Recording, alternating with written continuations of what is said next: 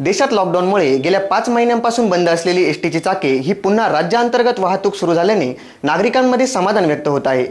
गणेशोत्सवाच्या पार्श्वभूमीवर झालेला हा निर्णय अत्यंत महत्त्वाचा मानला जात आहे। येत्या पुढील काळात सर्वच बसेस रस्त्यावर धावणार आहेत। एका आसनावर एक प्रवासी, एका बसमध्ये फक्त 22 प्रवासी अशा अटी शर्तींवर सध्या राज्यांतर्गत बससेवा ही सुरू करण्यात आली आहे। राज्यातील एसटीची साधी, निमआराम, शिवशाही, शिवनेरी या सर्व प्रकारच्या बससेवा या मूळ दरात टप्प्याटप्प्याने सुरू करण्यात येणार आहे। त्यापैकी लांब आणि मध्यम पल्ल्यांच्या बसेसही आगाऊ आरक्षणासाठी उपलब्ध करून देण्यात येत आहे। ऐन गणेशोत्सवच्या काळात सुरू झालेल्या बससेवेमुळे प्रवासी वर्गांचे हाल थांबणार आहे।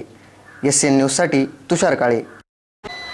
दिनांक 20 ऑगस्ट 2020 पासून महाराष्ट्र शासनाच्या निर्देशानुसार आंतरजिल्हा वाहतूक चालू करण्यात आलेली आहे।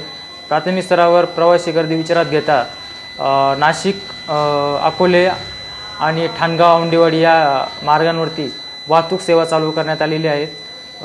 तसेच सर्व प्रवाशांना आवाहन करण्यात येते की प्रवास करत असताना सुरक्षित अंतर, बसमध्ये चढताना सुरक्षित अंतर पाळावे, एका सीटवरती एकाच प्रवाशाने बसावे, तसेच मास्क परिधान करूनच बसमध्ये प्रवेश करावा, जेणेकरून कोरोनाच्या पार्श्वभूमीवर आपल्याला सर्व उपाययोजना अवलंब करून